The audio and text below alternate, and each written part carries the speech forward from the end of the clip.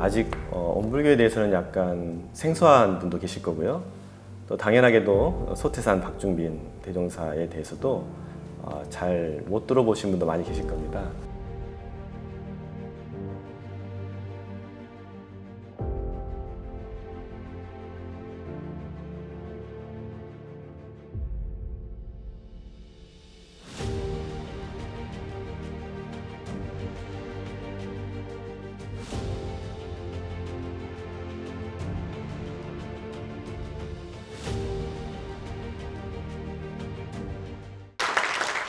네, 반갑습니다. 아까도 잠깐 앞에서 말씀하셨지만 유일하게 앞에 성자들과 달리 영정이 있는 분이십니다. 사실 저도 직접 뵙지 못했습니다. 하지만 지금도 이제 직접 뵀던 분들이 살아계시고요. 그 얘기를 이제 전해드릴 수 있는 저희라고 보면 이제 굉장히 멀지 않은 할아버지와 같은 그런 분이라고 할 수 있습니다. 오늘 제가 말씀드린 이제 소태산 박중빈 대종사에 대해서는 많은 분들이 아직도 생소하실 걸로 생각하고요. 이 얘기가 또 이제 아까 이슬람과 다른 생소함이죠. 또 다른 생소함인데, 그거는 이제 시대가 아직 멀지 않았고 또 그 얘기들을 자세히 들을 수 있는 기회들이 많지 않았기 때문이라고 생각합니다. 소태산은 우리가 살아가고 있는 이 시대에 그리 멀지 않은 시대에 살다 가셨고요. 또 우리가 살고 있는 바로 이 땅에서 함께 호흡하고 살다 간 분입니다. 한마디로 앞에 소개해 주신 세 분 성자들과는 달리 이제 한국에서 태어났다는 점이 좀 다른 점이죠. 또한 이제 근대 이후의 과학 문명을 직접 경험하고 또 그 속에서 겪었던 민중의 고통들을 함께 체험하고 그것에 대한 민감한 반응과 함께 어떤 해답을 낼 것인가를 고심했던 분이기도 합니다.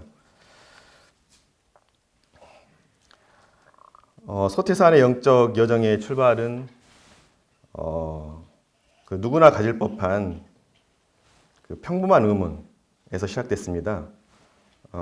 뭐 우리 어릴 때 그런 고민들 많이 하잖아요. 왜 하늘이 저렇게 푸르지? 왜 구름은 어떻게 생기지? 또 이제 인간관계를 볼 때는 왜 서로 이렇게 저렇게 친한 사람이 있고 어떤 사람은 또 갈등하고 왜 서로 이렇게 즐거운 일만 있는 게 아니라 서로 다투고 힘든 일도 많이 있지? 하는 것들을 어렸을 적부터 이제 의문을 가졌다고 볼 수 있습니다. 그 의문이 꼬리에 꼬리를 물고 이어지면서 점점 커져가고 결국에는 이제 서당도 중퇴하시고 구도의 길에 뛰어들게 됐던 것입니다. 처음에는 이제 밖으로 산신을 만나보고자 이제 기도로 정성을 이제 한 4, 5년간 가까이 호랑이가 나온다는 산골까지 올라가서 산신을 만나려고 기도를 드렸던 일이 있고요.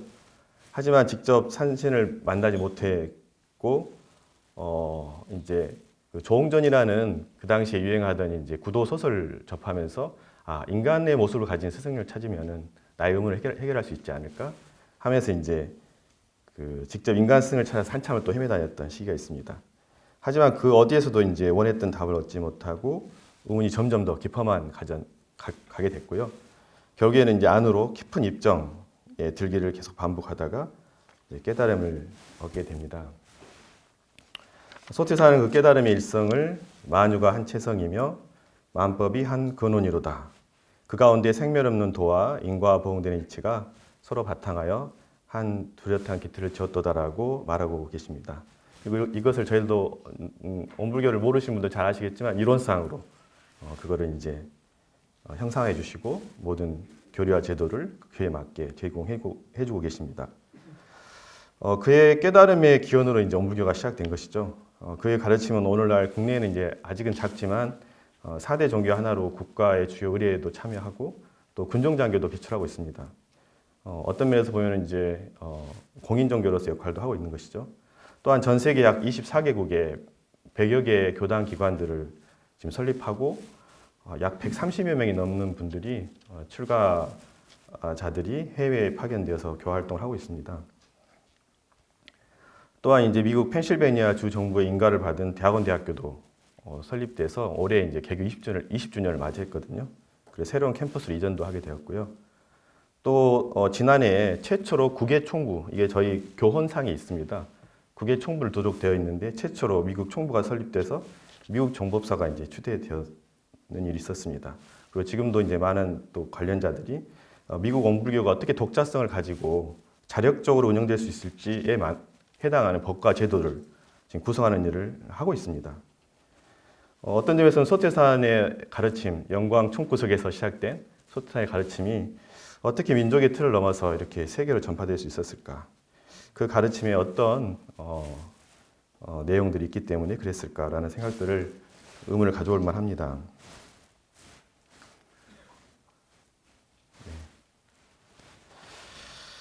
저는 이제 무엇보다도 소태산의 가르침과 원불교의 성립 배경에서 가장 큰 역할을 했던 두 사상에 대해서 말하지 않을 수가 없습니다.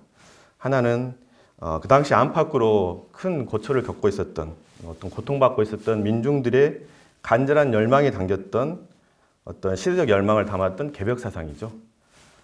또 하나는 오랫동안 인류의 보편적 종교적 가치를 전했던 이제 불교 사상입니다. 한마디로 원불교는 개벽과 불교의 만남이라고 저는 말씀드리고 싶습니다. 소태산은 최순, 강증산으로 이어지는 이 개벽의 흐름을 그대로 껴안고 있습니다. 그 말은 이러한 개벽 사상의 수용으로부터 문명 전환에 필요한 어떤 새로운 가치와 실천에 대한 어떤 고민, 그런 어떤 대안들을 위한 노력들, 또 그런 것들에 대한 강한 추동력들을 처음 출발에서부터 잊지 않고 있었다고 볼 수 있고요. 이러한 깨달음의 어떤 한 뒷면에는 소태산이 깨달음을 얻은 후에 여러 동서의 여러 경전들을 열람하는 과정이 있습니다. 그때 이제 사서삼경, 이제 스스로는 통관까지밖에 못 됐지만 사서삼경을 그때 다시 읽게 되고 또 동학의 이제 동경대전이라든지 영담유사 같은 책들도 읽게 되고요. 이미 그 당시에는 기독교가 들어와 있었거든요. 그래서 구약과 신약도 다 실제로 열람하게 됩니다. 그런데 유독 꿈속에서 그 경명을 알았던 경전이 바로 금강경입니다. 그래서 그 금강경을 영광 불갑사에서 구해 보시고, 석가모니 부처님이야말로 성인 중에 성인이시다. 그리고 스스로 도 얻었던 경로라든지 그 내용들을 되돌아보니까 석가모니 부처님의 가르침과 부합된 바가 많다. 그러면서 앞으로 불법을 주체로 세상을 펴겠다라는 포부를 이때 정하게 됩니다. 소태산이 사실은 이제 불법을 접하면서 미래에 대한 어떤 얘기들도 하고 계시는데요. 앞으로 세계적 주교가 될 것이다, 불교가. 물론 그 이유가 있겠죠. 그 이유는 불교가 무상대도이기 때문이다. 불법은 참된 성품 원리를 잘 밝히고 있고 또 생사의 큰일, 우리가 생사대사라고 하잖아요. 생사의 큰일을 잘 해결하고 있으며 인과의 이치를 잘 드러내고 있다. 거기다가 수행의 길까지도 잘 갖추고 있다. 그래서 능히 모든 교법을 사실 사통오달할 수 있는 그러한 뛰어난 바가 있다라고 말씀하십니다. 그러나 다만 미래 불법은 과거의 제도와는 달라야 한다라는 말씀을 덧붙이고 계십니다. 앞으로 세상에 필요한 불법은 직업과 생활을 떠나지 않은 불법이라야 한다. 또 재가와 출가가 차별 없이 함께 공부할 수 있는 불법이라야 한다. 또 공부와 일, 공부와 생활, 이것들을 둘러보지 않는 불법이라야 한다. 또 불공의 대상과 처소가 지금도 많이 따로 있는 거죠, 사실은. 근데 불공의 대상과 처소가 각자의 원에 따라 정해지기 때문에 사실 모든 것이 다 법당이 되는 거고 누구나 부처가 되는 그런 시대가 온다라는 말씀을 하고 계십니다. 그래서 불교에 대한 혁신의 방향을 정할 때 시대화, 생활화, 대중화라는 관점에서 제공하고 계시는데요. 저도 그 관점을 오늘 좀 빌어서 세 가지 측면에서 얘기를 좀 풀어가 보고 싶습니다. 첫째, 시대화라는 거 하는 것은 시대와 인심에 따라서 과학적이고 합리적인 불교를 추구해야 된다. 이런 취지고요. 생활화는 일상의 경계에서 수행하고 공부하고 또 명상하는, 또 마음 공부를 하는 그런 생활 불교를 지향해야 한다. 또 세 번째는 귀양의 불법을 공부했으면 혼자만 잘 사는 게 아니잖아요. 반드시 세상에 유익을 주어서 도움이 되는, 공익에 도움이 되는 그런 실천적이고 참여적인 불교가 되어야 한다라는 내용입니다. 그래서 이 세 가지를 가지고 제가 오늘 우리가 좀 참고해야 될 만한 소태산의 메시지를 정리해보고자 합니다. 먼저 시대와 인심을 반영한 과학적이고 합리적인 불교가 되라는 것입니다. 소태산은 개벽의 흐름을 개성하면서 물질이 계백되니 정신을 개벽하자는 개요표를 지창하였습니다. 이는 물질과 정신을 둘로 나눠 3편만 강조하자 이런 뜻이 아니고요. 그 물질을 발전시키는, 물론 거기에도 정신의 굉장한 발전이 포함되어 있는 거죠. 근데 그것을 기술적 정신이라고 했어요. 그것과 함께 물질을 구하고 사용하는 도덕적 정신을 함께 개발해 나가야 된다. 어떤 면에서 보면 이성 중심으로 과학문명이 크게 발전했는데 앞으로는 영성을 중심으로 정신문명을 함께 키워나가서 이 물질문명과 정신문명이 함께 조화된 그런 참 나원 세계, 참 문명 세계로 나가야 된다라는 말씀이신 것 같습니다. 이러한 내용은 이제 온불교의 정전에 개교의 동기에 잘 밝혀져 있는데요. 저는 이 개교의 동기를 부처님 사성제 법문의 현대판 버전이다라고까지 생각을 하고 있습니다. 오늘날 우리도 굉장히 많은 파랑고의 고통을 겪고 있잖아요. 그 원인을 과학문명의 발달, 또 그로 인한 물질문명의 어쩜 굉장한 어쩜 융성해진 어떤 물질문명이죠. 물질의 풍요와 생활의 편리를 주는 굉장히 좋은 것인데도 불구하고 그것을 사용해야 될 인간의 정신은 오히려 상대적으로 쇠약해지고 그럼으로 인해서 물질을 잘 사용해야 될 정신이 오히려 물질에 끌려다니면서 물질의 노예 생활을 면하지 못하고 있다. 그로 인해서 우리가 예전에 경험하지 못했던 그런 파랑고해를 겪고 있다라는 진단입니다. 그래서 이걸 극복하기 위해서 이제 진리적인 종교 신앙, 그리고 우리가 일상생활에서 사실적인 어떤 삶 속에서 공부하고 수련하는 사실적 도덕의 훈련이 앞으로 필요하다라는 말씀을 해주고 계십니다. 이러한 새로운 시대의 일상의 생활을 떠나지 않고 공부와 사업을 해나가기 위해서 거기에 부합된 조직이 필요한 것이죠. 그래서 조직된 게 이제 10사람을 한 단으로 보는 10인 1단입니다. 이게 하늘, 땅 이렇게 하고 8방을 하면 시방이 되잖아요. 시방은 우주를 뜻하는데 우주를 한 몸에 담는 것처럼 10사람이 한 단이 돼서 같이 공부하고 또 같이 또 일도 하고 사업도 하고 하는 형태의 조직입니다. 소태산은 당연히 포함되고요. 최초의 조직을 할 때.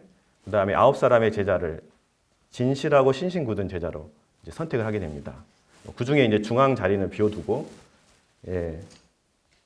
중앙 자리를 비워두고 나중에 이제 이분을 맞이하시는 이분이 경북 성주에서 전라도로 스승을 찾아서 구법을 하다가 소태산을 만나서 이제 오불에 귀하게 되는 분인데요.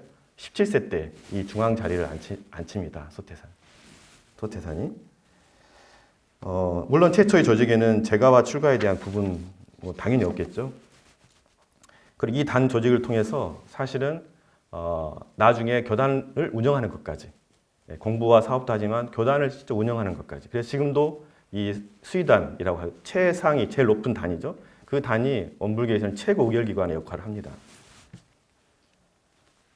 또 하나 또 주목할 것은 공식적으로 이제 불법 연구에 원불교가 이제 해방 이후에 원불교라는 교명이 생기거든요. 그 전에 임시 교명으로 사용했던 게 불법 연구인데 이 불법 연구를 조직할 때도 민주적인 절차 그리고 합리적 제도를 통해서 진행되었다는 것입니다. 1924년에 익산에 지금은 남아있지 않습니다. 근데 보광사라는 사찰이 있었는데 거기서 창립총회를 갖게 되거든요. 그러면서 각 지역에 창립 발기인들이 모이고 또 불법적 규약을 또 만들고 그 규약에 따라서 회장도 뽑고 각 지역의 대표도 뽑고 그분들이 우리를 지도할 만한 선생님으로 그 박중빈, 소태산 박중빈을 총재로 추대하게 되는 형태로 시작됩니다. 이건 뭐 정기총회 회의록이라는 게 지금 남아 있어서 그 사실을 그대로 알 수가 있습니다. 이처럼 출발하는 과정에서부터 민주적이고 합리적인 어떤 제도를 중시하는 그 시대 정신을 이제 반영해서 이제 공화 제도라는 것을 기본으로 해서 회상 창립 과정부터 굉장히 철저하게 지키고 있는데요. 특히 이제 단회를 통해서 물론 그때도 정기, 총회, 임원회, 평회 이런 것들이 있지만 이 단원회라는 것은 모든 구성원이 단에 속하기 때문에 전체가 의사 결정 구조에 다 참여하도록 하는 그리고 그것을 공동으로 또 합력해서 실현하도록 하는 그런 조직으로도 역할을 하거든요. 그래서 이 의사결정 제도에 모두가 참여할 수 있도록 하는 의견 제출 제도가 초기에 불법 연구에 공부하는 방면, 또 사업하는 방면, 생활하는 방면에 필요할 때 다 활용됩니다. 예를 들어 그 공동 생활을 하다 보면 이제 소금 같은 걸 양치할 때 사용했잖아요, 예전에. 근데 그거를 사용하는데 자꾸 흘리고 낭비가 심해지니까 그 숟가락을 사용했으면 좋겠다는 의견 제출도 있어요. 그리고 그 숟가락을 제가 직접 만들 터이니 의견을 이렇게 심의해달라. 그래서 그걸 갑을 병정에 갑을 먹었거든요. 그래서 실제로 그런 것들이 이루어진 것이고요. 지금 엄불교 교무님들이 입고 있는 여자 교무님들의 정복도 그 당시에는 일반 대중이 입기 편하게 생활을 할 때 편한 그 복장으로 의견 제출을 해서 지금 채택된 복장이기도 하고요. 또 이제 정기 간행물을 낼 때나 또 이제 선원에 가면 선원 입선할 때 일지를 정리하잖아요. 그 일지가 지금 다 남아 있는데 그 일지를 만드는 것조차도 의견 제출을 통해서 제한되고 받아들여져서 채택되고 하는 과정들이 나타납니다. 두 번째로 소태산의 이제 오늘 우리들에게 준 소태산의 두 번째 메시지를 저는 이렇게 잡아보았습니다. 일상의 경계 속에서 일상을 떠나지 않고 공부하고 수행하는 그런 불교해야 된다, 불교해야 된다라는 지점입니다. 실제로 그 익산을 비롯해서 불법 연구들은 도심 농촌의 어떤 기반도 있지만 도시에 가까운 곳에서 생활을 많이 했고 많은 사람들이 모여서 생활하는 공동체를 이뤘습니다. 그렇기 때문에 당연히 종교 의례뿐만 아니라 일상적인 간혼 상제가 공동체에 대해서 자유롭게 이루어졌었거든요. 그래서 그런 교례뿐만 아니라 가례까지 포함해서 예법 혁신을 이루게 됩니다. 그래서 생활 속에서 이제 허례를 좀 폐지하고 또 의례를 간소화해서 그 전략된 비용으로 우리 공동체 구성원들이 함께 공부하고 또 생활하는 데 도움이 되도록 하자. 그런 예법 혁신에 이제 그 함께 동참했던 많은 제자들이 적극적으로 참여했었고요. 실제 이제 당신의 이제 따님이죠. 제일 끝에 있는 사진인데 그 박길선 이제 종사님은 따님을 결혼시킬 때도 양가에 합의를 하고 날 잡은 다음에는 평소 입던 옷 그냥 정갈하게 입고 또 이제 특별한 예물 없이 고구마 가지고 이제 공양하고 그렇게 결혼식을 했던 모습이고요. 그 당시로는 굉장히 의례적인 모범을 보였던 사례이기도 합니다. 또한 이제 동하로는 입선을 했어요. 선원에. 그래서 이제 선방에서 실제로 공부를 하는 거죠. 근데 그 선원의 장소가 뭐 산속이나 어떤 숲속이나 이렇게 멀리 떨어져 있던 곳이 아니라 살아가고 있는 그 공동체에서 가장 큰 집, 뭐 이제 공회당 같은 경우 이런 집들에서 직접 진행을 합니다. 그리고 실제 이제 선방 훈련 과정을 보면 8시간 공부하고 8시간 취침하고 8시간은 주변 동지들하고 서로 문답도 하고 또 선비를 마련 못하신 분들은 선비를 마련하게 해서 그 시간을 통해서 이제 노동을 하는 거죠. 그런데 이제 중간에 이제 그 8시간에 공부하는 과정에서 아침 2시간은 이제 좌선 명상을 하고 오후에 이제 2시간은 이제 경전 공부를 하고 또 일기를 2시간 일기를 기재했어요. 마음에 대한 자기의 어떤 경험들을 어떤 경계를 당했을 때 어떤 내가 심신작용이 일어났는지를 기재하는 거예요. 또 어떤 감상이 있었는지를 또 기재하고 그래서 그걸 가지고 서로 문답하고 감정하면서 일과 이치에 대해서 함께 공부하는 그런 시간도 갖고요. 저녁에 2시간은 연구를 하고 또 이제 글을 알고 공부하는 사람들을 강연하고 회화하는 그런 방식으로 8시간이 진행되는데 8시간 남는 시간 있잖아요. 그런데 그 박길선 그 아까 소태산 대종사의 장녀죠. 그분 영광에서 이제 입선해서 했던 일기가 남아 있습니다. 근데 집안에 일이 있어가지고 그 선기에 중간에 집에 다녀와요. 그래서 불쌍한 어머니, 고생하신 어머니의 일을 도와드리고 와야 되는데 일이 남아 있어요. 근데 이제 가서 이제 수업 시간이 또 있으니까 또 되돌아가야 되니까 그걸 고민하고 갈등했던 그 장면이 기록되어 있습니다. 그 말은 무슨 말이냐면 일상생활을 떠나지 않고 입선하고 입선해서 공부하는 과정에서 생활을 버리지 않는 모습들을 실제로 보여주고 있는 것이라고 저는 생각합니다. 이러한 공부들을 통해서 이제 무시선, 무처선이라고 언제나 우리가 공부를 하고 어디서나 공부할 수 있다라는 그 어떤 수행의 어떤 가르침들을 실현하는데요. 실제로 훈련을 나고 나면 이렇게 입선을 해서 정기 훈련을 나고 나면 그 성적표를 나눠줘요. 우리가 이제 학교 다니면 그 어느 정도 공부했는지 몇 시간 공부했는지 다 알려주잖아요. 그런 것처럼 그 당시에는 이제 학교와 같은 개념이었던 것 같아요. 그래서 정기 공부를 하는 정규 학교 기관 같이 그런 역할을 했었고 그 결과를 통해서 그 학력 고시해 준 걸 가지고 내가 어느 정도 공부가 되어 있는지를 스스로 알 수 있도록 해줬습니다. 그래서 이제 이제 다시 이제 자기 일상으로 돌아가게 되면 아까 그 단 얘기했잖아요. 모든 구성원이 단에 속해 있기 때문에 단장과 함께 일상생활에서 공부를 하도록 그렇게 이제 구성이 되어 있습니다. 그러면은 정기와 상시로 계속 공부가 오고 가고 동과 정으로 이 공부가 계속 끊임없이 이어질 수 있도록 열심히 이제 법의 공부를 했는데 일상에 가서 생활하다 보면은 실행이 잘 안 될 수 있잖아요. 그러면 다시 그거를 되돌아와서 보완하고 또 다시 그 공부했던 거를 실제 생활에 가서 빛날 수 있도록 활용하고 이런 시스템으로 공부를 가르치도록 했습니다. 물론 여기에는 재가, 출가, 남녀가 다 구분 없이 참여할 수 있도록 했습니다. 다만 남선원과 여선원은 자가 따로 있어서 많을 경우는 남녀를 따로 지도하기도 했지만 많지 않은 경우는 이제 그 지도 교무나 이런 분들이 직접 다 가르치고 했습니다. 또 하나 또 주목하고 싶은 것은 신앙의 대상과 불공의 방법에 있어서도 우리가 흔히 많이 하는 진리불공뿐만 아니라 실질불공도 함께 가르쳐 줬습니다. 실질불공의 예로서 많이 이제 알려져 있는 게 소태산 대원사께서 변산에 머물고 있을 때 그 며느리와 관계가 좋지 않았던 노 부부가 불공을 드리러 가는 과정에서 문답이 이루어집니다. 그때 삼부처에게 불공을 드리라고 이제 권하게 되거든요. 소태산이. 삼부처가 어디 있습니까? 그러니까 댁에 있는 며느리가 바로 삼부처입니다. 왜 그렇습니까? 그랬더니 부처라고 하는 것은 기본적으로 재와 복을 줄 수 있는 권능이 있는 분인데 이 노부부를 행복하게도 하고 불행하게도 하는 사람이 바로 누굽니까? 그 권능을 갖고 있는 게 바로 며느리입니다. 그래서 며느리에게 부처님께 공양하듯이 불공하듯이 정성을 들여서 실제로 좋아하는 옷도 사주고 맛있는 것도 사주고 하고 정성을 들였더니 몇 주가 되지 않아서 효부로 바뀌었다 하는 그런 일화입니다.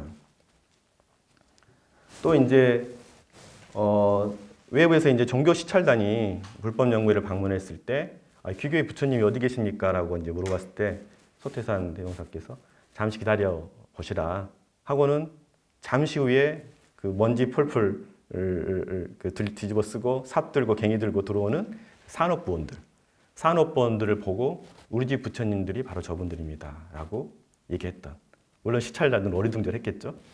그 얘기가 전해져 있습니다. 그리고 소태산은 앞으로 새 세상의 종교는 이제 수도와 생활이 두루 아닌 산 종교라야 한다라는 말씀을 많이 강조하시고요. 영과 육, 우리의 이제 정신 생활과 육신 생활, 혹은 이제 수도 생활과 일상 생활을 함께 쌍전해 나가야 된다. 둘 다 온전하게 해 나가야 된다. 그래서 그걸 통해서 개인이나 사회, 국가, 세계에도 유익을 줄 수 있도록 해야 한다라는 게 밝혀져 있습니다. 저는 이게 이제 소태산이 일상생활 속에서 공부하게 했던 부분의 어떤 한 중요한 본문이라고 생각하고요. 세 번째로 소태산의 메시지를 세상에 유익을 주는 실천적이고 참여적인 불교라는 점을 좀 말씀드리고 싶습니다. 기왕에 우리가 공부를 하고 이렇게 수행을 하는 이유는 결국 자신의 성불도 있지만 세상에 나아가서 그 뜻을 더 많은 사람에게 전하자는, 그리고 그 많은 사람들이 고통의 세계로부터 벗어나도록 하자는 취지가 있기 때문에 이런 부분들을 굉장히 많이 강조합니다. 소태산이 9사람의 제자들과 처음 단을 꾸린 다음에 했던 일이 바로 저축조합을 만든 겁니다. 종교가에서는 되게 이례적일 수도 있는데요. 저축조합을 만들어가지고 금주, 금연, 허례 폐지, 혹은 노는 날에 공동 작업도 하고 해가지고 자금을 마련합니다. 그 자금을 가지고 했던 일이 그 영광 길룡리 앞에 보면은 버려진 간석지를 메우는 작업을 합니다. 약 25,000평 되는 땅인데요.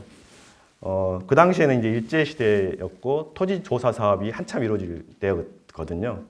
그래서 새롭게 땅을 개척하고 예를 들어 뭐 개간을 하거나 이렇게 간석을 해서 하면은 자신들의 명의로 그 땅을 등록할 수 있는 시대입니다.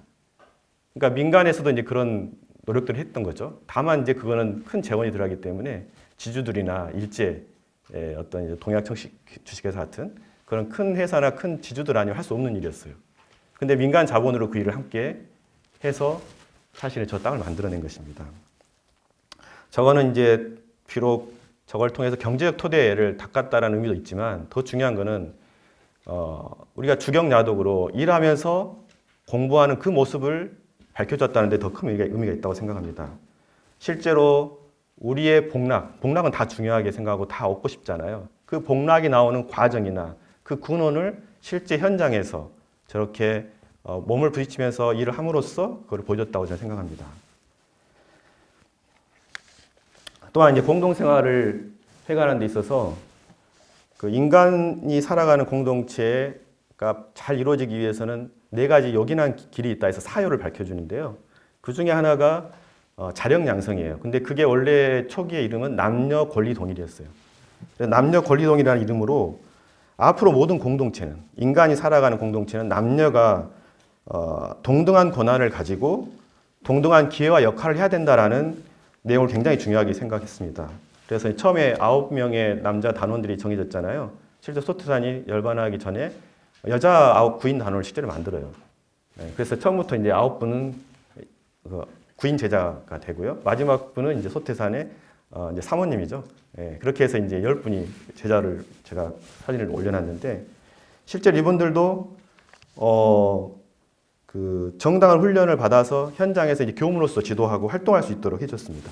당시에 여자분들이 남 앞에 서는 게 어려운 시기였잖아요. 그러니까 그때는 발을 쳤대요, 발을.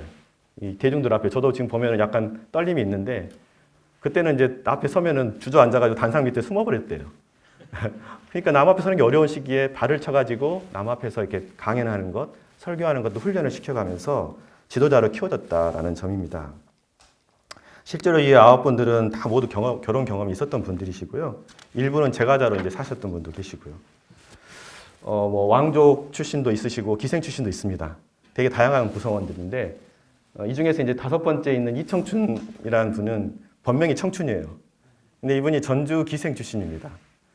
그래서 이분이 불법연구를 만나서 즐겁게 공부하면서 썼던 글이 남아있는데 전주기생 화춘이 불법연구에 와서 청춘이 되었다. 그런 내용입니다. 그렇게 즐거운 마음으로 공부하고 실제로는 전주 지역의 그 교당을 낼 때 많은 희사를 하십니다. 그래서 당신이 실제 교무도 되시고요. 활동도 하시고. 그리고 저분이 또 재밌었던 게 여자 출가 제도를 의견 제출을 통해서 제출하신 분입니다. 여자들도 스스로 생활 방도를 마련할 터이니 우리 여자 전무 출신 출가자들도 공동생활을 할 수 있도록 허락해달라라는 의견 제출을 통해서 사실은 여자 출가 제도를 열어줬던 분이기도 합니다.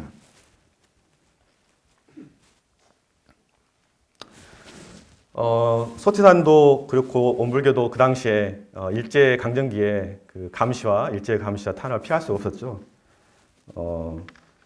그 시기에 그러면서도 이제 유연하게 대처해서 그걸 넘겨갔던 과정들이 있었는데 특히 이제 그 감시가 심했던 계기가 됐던 게 그 독립지사인 도산 안창호 선생님이 서대문 형무소를 출소한 이후에 여러 지역을 유람하는 과정에 익산에 오셨을 때 불법연구회를 잠깐 방문하셔서 정말 잠깐 대화를 하셨던 기록들이 남아 있습니다.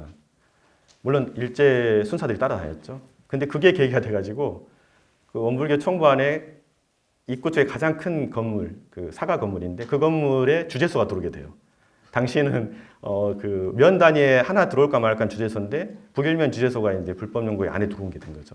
그러면서 직접 감시와 이런 탄압을 하게 되는데 그때 보내졌던 순사, 조선인 순사가 황과봉이라는 분입니다. 이분은 이제 사복까지 입고 아예 그냥 입회까지 하고 같이 훈련하고 모든 모임에 다 참여해서 감시를 하고 보고를 하고 했던 사람입니다. 그래서 이제 그 당시 회원들은 볼 때는 눈에 가시 같은 사람이었죠. 근데 그럼에도 불구하고 저분에게 입회할 때 줬던 법명이 보시면 알겠지만 두 하늘을 뜻하는 이천입니다. 나중에는 저분이 이제 감화를 받아가지고 사실은 불법연구회가 가장 어려웠던 일제 말기에 굉장히 많은 호법 역할을 해줍니다. 그리고 재밌는 건 저분의 딸이 나중에 출가하셔가지고 우리나라 이제 그 지금 특성학교라고 하는데 대안학교의 효시가 된다고 할 수 있는 영산 성지고등학교 교장 선생님을 직접 하십니다. 네. 어쨌든 그런 어떤 일화가 당시에 있습니다. 이제 거의 끝나가는 과정입니다. 소태산 대종사께서 이제 어찌됐든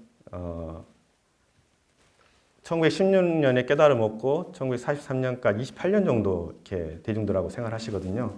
그런데 결국은 해방을 맞이하지 못하시고 이제 2해 전에 열반하게 됩니다. 열반을 하면서 이제 줬던 개송, 뭐 어렵지 않겠지만 어쨌든 저 개송을 내놓으시고 그것도 이 개송은 누구나 누구 한 사람에게 주는 게 아니라 누구나 이 뜻을 알게 되면 이 법을 알 수 있겠다 해서 공전으로 제공해 주시고요. 또 열반에 들었을 때 일경은 아마 소태산이 열반하면 다 도토리 키재기니까 다 곧 와야 될 것이다라고까지 했던데 아까 처음에 말씀드렸던 그 수의단에 처음 조직할 때 그 중앙자리에 모셨던 17세 그 송규 정산 송규 정사가 저 때는 이제 중진이 돼가지고 모든 대중의 신망을 얻었던 자리에 있게 됐습니다. 그래서 일주일 만에 그 성회를 다 안치하고 장례를 다 치른 후에 바로 경법사로 취대돼가지고 일사불란하게 일제 말기를 이겨내고 해방 이후에 6.25 다 거치고 하면서 회상을 이렇게 이끌어왔던 과정이 있습니다. 어떤 면에서 보면은 그 식민지 약소국가 영광의 한 촌락에 한 소년의 의문부터 시작된